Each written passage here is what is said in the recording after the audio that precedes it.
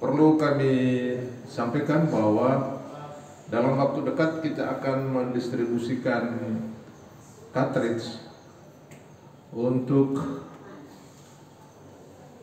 pemeriksaan swab di kabupaten yang ditunjuk dengan menggunakan tes cepat molekuler atau TCM.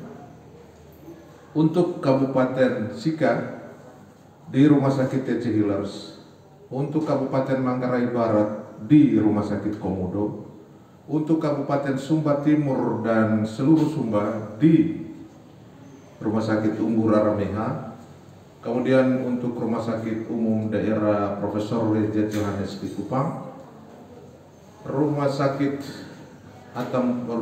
Gabriel Manek untuk Kabupaten Belu dan Malaka dan TTU, kemudian untuk Kabupaten Ende, untuk Ende, Nagekeo dan Ngada.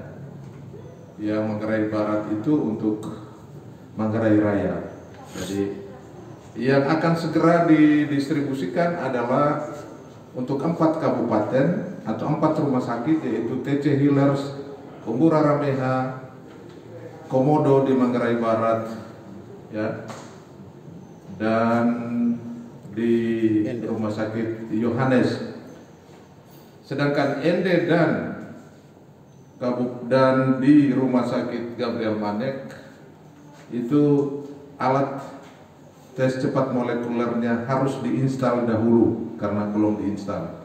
Nanti segera kami koordinasikan dengan Kementerian Kesehatan apakah mendatangkan petugas dari Jakarta ataukah melalui Vicon yang nanti akan dilakukan secara terkoordinasi dan secara cepat. Tapi pada dasarnya kita prioritaskan dulu untuk 4 rumah sakit itu, dan kalau itu terjadi maka tentu kapasitas pemeriksaan swab kita tidak hanya menunggu di Rumah Sakit Johannes. TCM kita juga perlukan untuk Rumah Sakit Johannes sendiri, oleh karena di Kota Kupang ini ada hal-hal yang sifatnya emergensi yang harus dilakukan segera. Kita akan menggunakan tes cepat molekuler. Soal waktu antara tes cepat molekuler itu 45 menit, hasilnya kita bisa langsung dapat. 45 menit dibandingkan dengan PCR real time ya yang ada sekarang itu 7 jam. Tapi dari sisi jumlah, PCR real time itu bisa memuat dalam jumlah yang besar sebagaimana yang selama ini kita lakukan.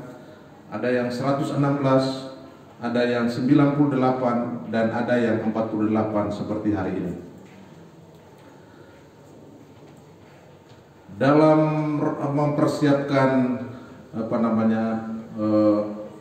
penerapan ya kebijakan new normal, tentu hal-hal yang ini kita harus siapkan baik-baik, termasuk kesiapan unit-unit pelayanan yang kemarin sudah saya sampaikan ke teman-teman.